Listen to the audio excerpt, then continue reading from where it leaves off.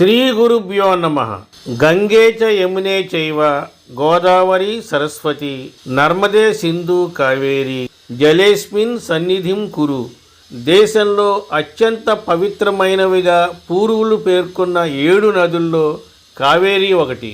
ఒక పురాణ కథ ప్రకారం కవేరముని కుమార్తె కావేరి. ఆమె అగస్త్య మహాముని రెండో భార్య. అగస్త్యుడు నిరంతరం దేశ సంచారంలో ఉండేవాడు.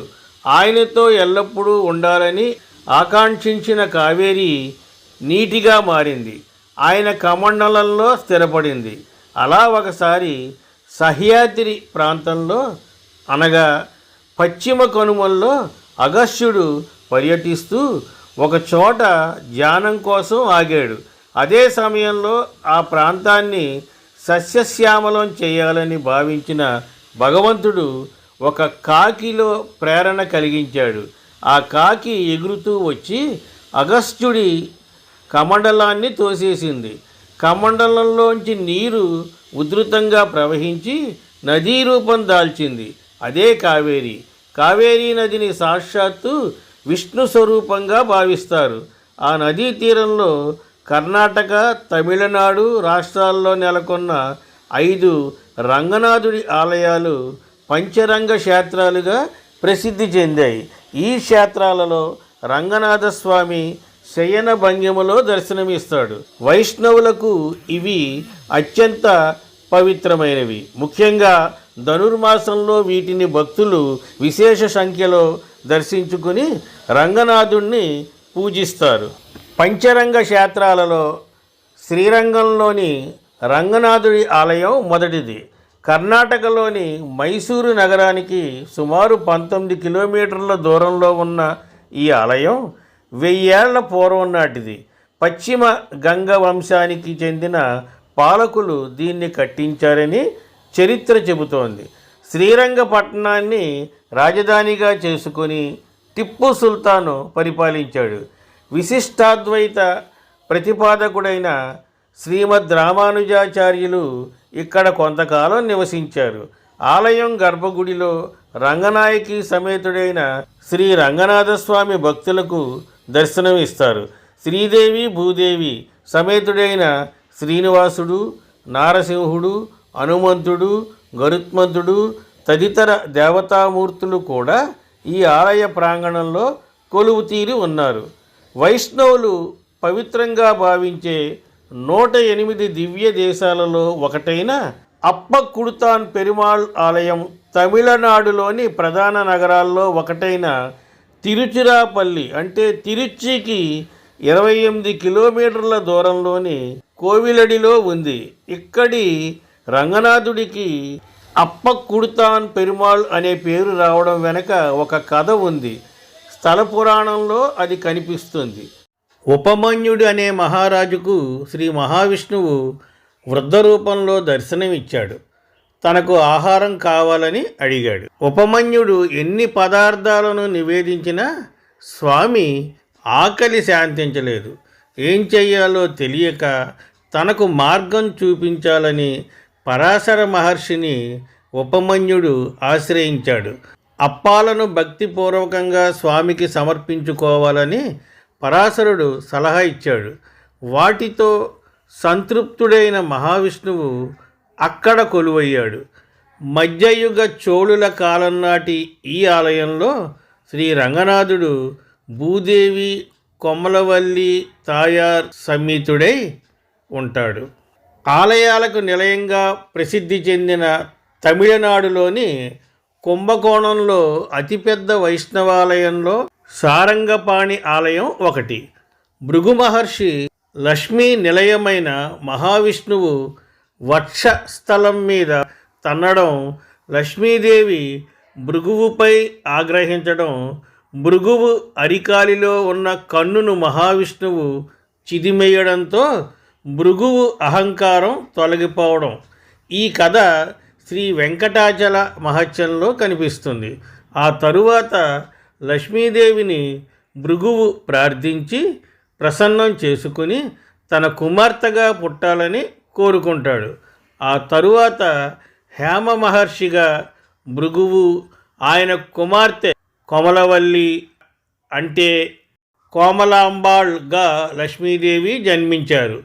హేమ మహర్షి కోరికపై విష్ణుమూర్తి తన విల్లును అంటే సారంగాన్ని చేతపట్టి భూలోకానికి వచ్చి కొమలవల్లిని పెళ్లి చేసుకొని అక్కడే స్థిరపడిపోయాడని స్థల పురాణం వివరిస్తోంది. అందుకే ఈ స్వామిని వీట్టోడు మాపిళ్ళై ఇల్లరికం అల్లుడు అని పిలుస్తారు. ఈ ఆలయ నిర్మాణం క్రీస్తు శకం 7-8 శతాబ్దాలలో తొలి చోళ రాజుల కాలంలో జరిగి ఉండొచ్చని చరిత్రకారుల అభిప్రాయం. కాగా పంచరంగ క్షేత్రాలలో ఒకటిగా ఈ ఆలయానికి బదులు తమిళనాడులోని నాగపట్నం జిల్లా వడ రంగంలో ఉన్న రంగనాథ పెరుమాళ్ ఆలయాన్ని కొన్ని గ్రంథాలు పేర్కొంటున్నాయి. తిరు ఇందలూర్ తమిళనాడులోని మైలాడుతురై పట్టణం శివార్లలోని తిరు ఇందలూరులో కొలువు తీరిన రంగనాథ స్వామిని పరిమళ పెరుమాళ్ అని పిలుస్తారు. స్థల పురాణం ప్రకారం శాపగ్రస్తుడైన చంద్రుడు ఆ శాపం నుంచి విముక్తి పొందడానికి ఇక్కడ తపస్సు చేశాడు. అనుగ్రహించిన మహావిష్ణువు ప్రత్యక్షమై చంద్రుణ్ణి శాప విముక్తుణ్ణి చేయడంతో పాటు అతని కోరికపై ఇక్కడ వెలిశాడు. ఇంద్రుడు అంటే చంద్రుడు. ఆ పేరు మీద ఈ క్షేత్రానికి తిరు ఇందలూర్ అనే పేరు వచ్చింది.